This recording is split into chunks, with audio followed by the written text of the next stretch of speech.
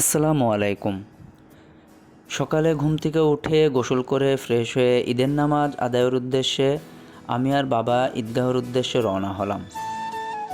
ঈদগাহে এসে দেখি ঈদগাহ কমিটি সুন্দরভাবে ঈদের নামাজের উদ্দেশ্য করে সাজাইছে এবং প্রচুর রোদের কারণে যাতে রোদ কম লাগে, মুসল্লিদের যাতে নামাজ পড়তে সুবিধা হয় এই জন্য উপরে সামিয়ানা দিয়েছে। এবং আমি আর বাবা তাড়াতাড়ি করে, যেহেতু আমাদের একটু লেট হয়ে গেছে, আমরা কাতারে জায়নামাজ পেড়ে আমি আর বাবা বসে পড়লাম এবং কুরবানির উদ্দেশ্য করে হুজুর বিভিন্ন প্রকার নসিহতমূলক সুন্দর আলোচনা করতেছিলেন। আমি খুবই মনোযোগ সহকারে তার আলোচনা শুনতে থাকলাম।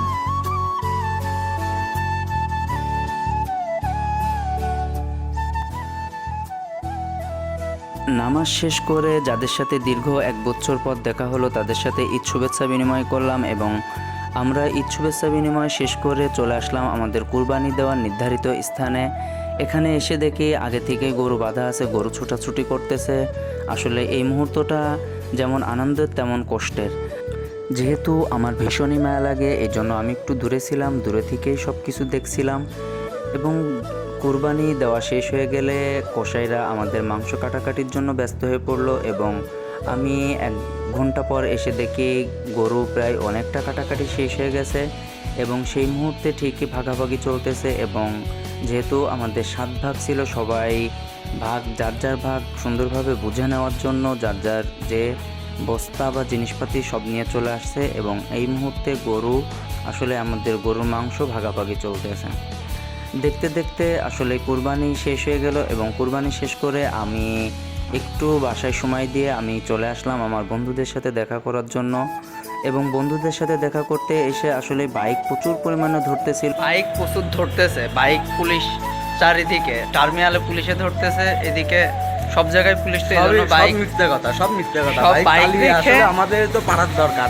বাইক চালিয়ে আমরা এখন যাচ্ছি একটা কফি খেতে যাচ্ছি, শুধু কফি, তাছাড়া যেহেতু আমরা বাইক রেখে বের হয়েছি এজন্য আমরা একটা রিক্সা নিলাম এবং রিক্সা নিয়ে আমরা শহরের বিভিন্ন প্রাণকেন্দ্রে ঘুরতেছিলাম এবং ঘোরাঘুরি শেষ করে আমরা ভাবলাম কোথাও একটু বসার দরকার। এজন্য আমি আর আমার বন্ধু চলে গেলাম ঝিনাইদহ শহরের ঐতিহ্যবাহী চায়ের স্টল গোলপাতা স্টোরে। সেখানে যেয়ে দেখলাম প্রচুর ভিড়, এই জন্য আমরা চলে গেলাম ঝিনাইদহ রুফ রয়্যাল রেস্টুরেন্টে এবং সেখানে গিয়ে আমার বন্ধু হয়তো কারোর জন্য অপেক্ষা করতেছিল এবং অপেক্ষার প্রহর শেষ হলে আমি আর আমার বন্ধু উপরে যে বসলাম এবং যেহেতু প্রচুর পরিমাণে ধুলাবালি ছিল আমি একটু ফ্রেশ হয়ে হাত মুখ মুছতেছিলাম এবং এত পরিমাণে রুফ রয়েলে ভিড় ছিল যে আসলে আমরা সেরকম কোনো বসার সুন্দর স্থানই খুঁজে পাচ্ছিলাম না। পরে আমরা রুফ রয়েল কর্তৃপক্ষকে একটু বলে আমরা একটা সুন্দর বসার জায়গার ব্যবস্থা করলাম এবং বসে আমি আর আমার বন্ধু বিভিন্ন প্রকার গল্প করতেছিলাম এবং ছবি তুলতেছিলাম। আমাদের সাথে যেহেতু আরও 2 জন শুভাকাঙ্ক্ষী ছিল তাদের সাথেও বিভিন্ন প্রকার গল্প হচ্ছিল।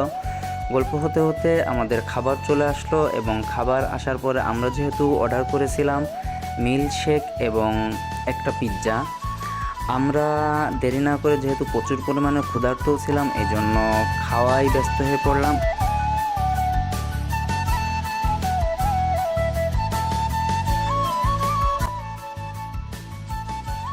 ঈদের দিন বলে রুফ রয়েলে অনেক মানুষের চাপ ছিল, এই জন্য আমাদের সাথে ছিল আরও আমাদের মেয়ে আনায়া আবরিন এবং আমাদের ভাবি এবং আমাদের অমিয় বিন হান্নান। তারা আলাদা টেবিলে বসলো এবং বাবা মেয়ে দুজনে খুবই খুনসুটি করতেছিল এবং এগুলো দেখতে দেখতে যেহেতু সন্ধ্যা হয়ে গেল এই জন্য আমরা আর দেরি না করে বাড়ির উদ্দেশ্যে রওনা হলাম। আজকের ভিডিওটা এই পর্যন্তই। দেখা হবে নতুন কোনো ভিডিওতে, নতুন কোনো জায়গায়। ততক্ষণ ভালো থাকবেন, সুস্থ থাকবেন। আল্লাহ হাফেজ।